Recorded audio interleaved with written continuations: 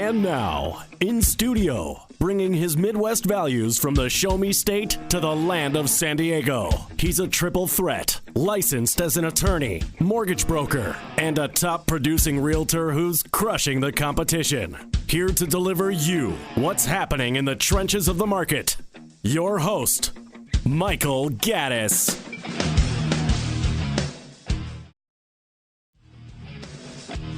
Welcome back to the Michael Gaddis Show on AM 1170 The Answer. I am your host, Michael Gaddis of michaelgaddis.com, and we're back now, and we're going to talk about why your listing expired. I know that a lot of people out there put their house on the market, and when you put your house on the market, you list your house with an agent, you can put it on for a certain amount of time, and that's called the listing period. Once your listing period expires, obviously your listing expires. Now, when real estate professionals put your listing into the MLS, they have to put the listing end date. So as soon as your listing expires, you have a bullseye on you, and every single real estate professional in the county knows that you have tried to sell your house and it didn't work out.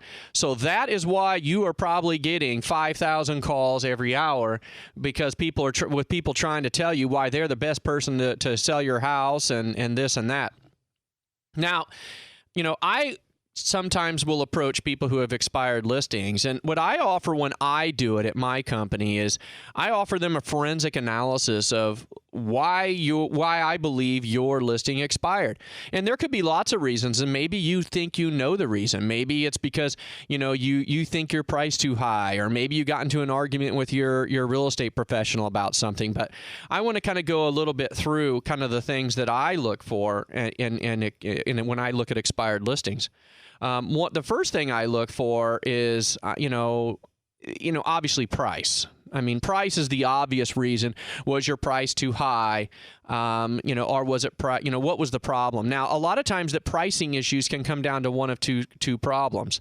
One, it could be the real estate professional kind of encouraged you to sell at a price that wasn't realistic. And that could be maybe because he or she was trying to get the listing in the first place, so he was kind of pushing the limits of what he really believed he could sell it for to make you excited so that you'd sign right away. Or it could be because maybe you had unrealistic expectations about what your house is worth. A lot of times people get emotionally charged because, I did this to the kitchen, and I put these types of floors in, and I replaced the roof, and I did this in the yard, and I put this in, and they start adding up the costs that they put into their house, and they start adding it on to what they believe the fair market value is, and they try to get a lot more money than the house will obviously sell for. And so, but again, I'll come around and say that this is probably, again, a problem with the real estate professional, because I'm not one of those people who come to your house and tell you what you want to hear. That's not my job. You don't hire me to help you sell your house to tell you what you want to hear. You hire me to tell you what I think and what I think is realistic. That's what should be important to you. Because if I just came over there and told you I could do that all day long, and I'd have 1 million listings on the MLS by just telling people everything that they want to hear in the world. But I don't do that because that's not real. And what ends up happening is you get a lot of expired listings that way, because it doesn't do you any good for me to come in there and tell you that I could sell your house for $100,000 more than I really think it can. And even if you have an unreasonable belief about what you think it should be, I should be strong enough to tell you, look, and here's what I think, and here's why I think it, and I should be able to justify my numbers and show you exactly why I think that your house is going to sell for this number. It's a very important conversation that you need to have, and a lot of times real estate professionals are too scared to have that conversation and be real with you. So sometimes they'll draw up a listing and they'll price it where they think you want it to be just to get the listing, and then they'll try to do price reductions on you after about 30 days. They'll say, now we need to do a price reduction. It didn't sell. And then it'll anger you because you said, you told me I can get this. That's why I went with you in the first place. And, it's just a redundant conversation that goes on and on and on. So I would say, stay away from that type of thinking. But just for the sake of this argument, the pricing is not the only thing that could have gone wrong. I mean, as I mentioned, your expectations could be off. Also, your marketing strategy might be out of place. I mean, I'd look at what did your real estate professional do for marketing? And in my world, when I do listings, I have to market in two different aspects. I have to market in the physical world and in the digital world, the online world. And so if I direct on my marketing strictly to the physical world, I'm really limiting myself. Now, there's a lot of real estate professionals out there who will get your listing, slap it on the MLS, and hope it sells. And, that's not necessarily the type of person you want representing you. And you should really, when you're getting a listing, whether your listing is expired or it's a new listing, you should make that real estate person justify his commission and what he's going to do for you.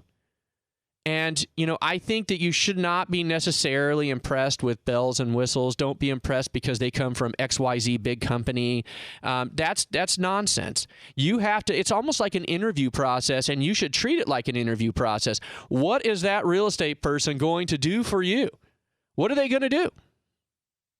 Oh, just because they work at XYZ company, all of a sudden everything's going to be great? Well, that's funny. You should come to my office and you should sit there and look at the amount of expired listings. You know what?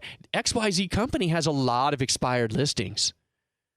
So what you need to do is figure out, what are their marketing strategy? Are they going to be marketing through social media? Are they what type of online marketing? And if they're going to say, oh, well, we're going to put it on Trulia and Zillow, and we're going to put it, well, everyone does that. Tell me, what else are you going to do? What else are you going to do to sell my house? Why should I give you this much money? Tell me why I should give it to you. Ask them. Make them tell you why and how they're going to market. You're listening to the Michael Gaddis Show on AM 1170, The Answer. I am Michael Gaddis of michaelgaddis.com, and we are discussing expired listings. So going back to our discussion, why should I give you this much commission? What are you going to do for me? Well, I'm going to have open houses. Well, what else are you going to do? And how many open houses are you going to have?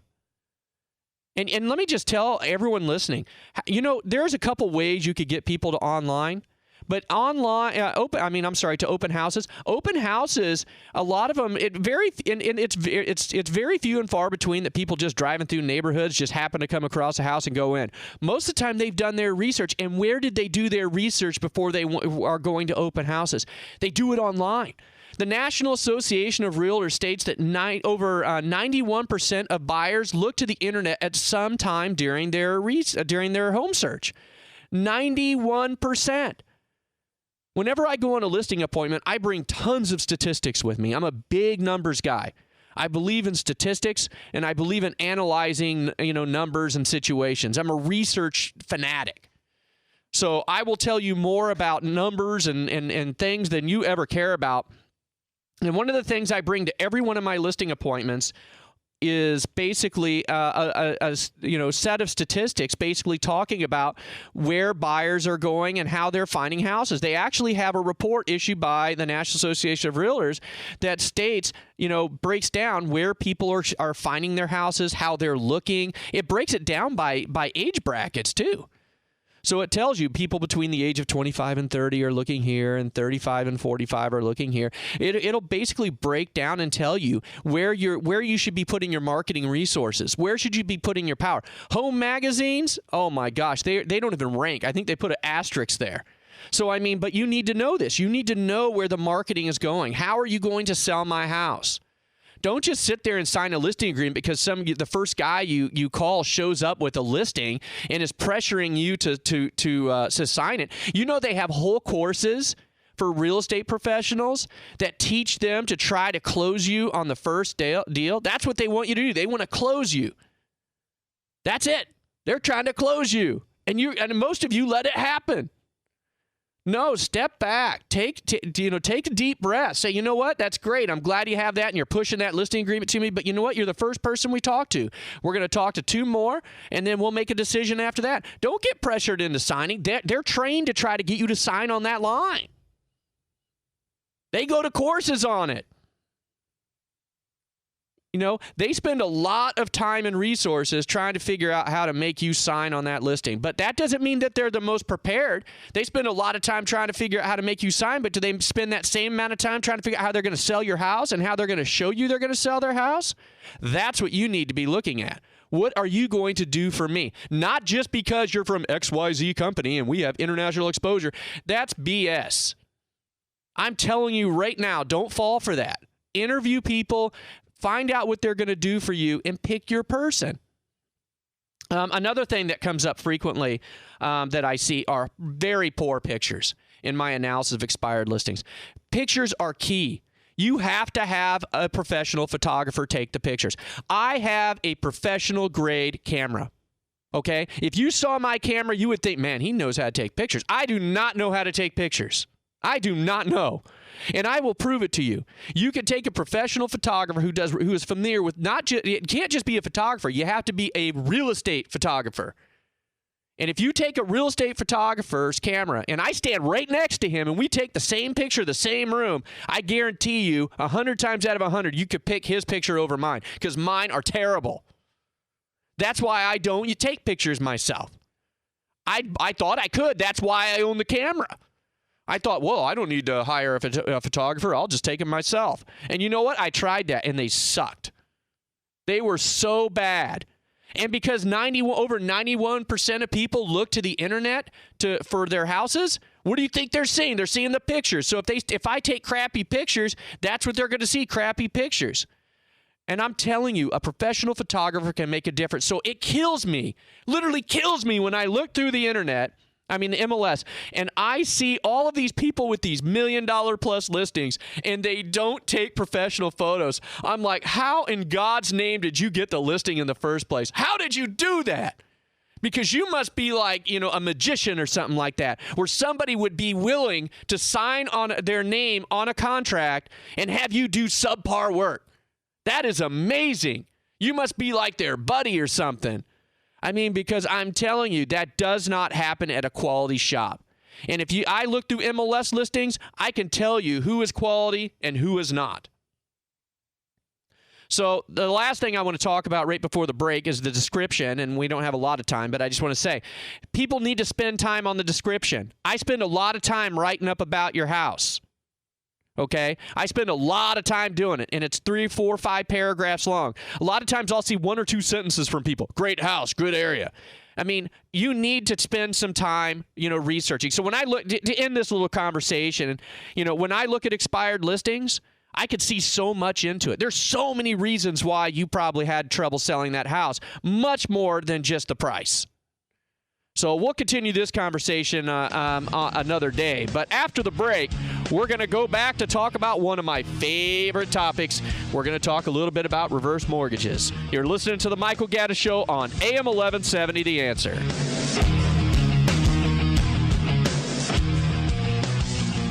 If you've got questions, we've got answers. AM 1170, The Answer.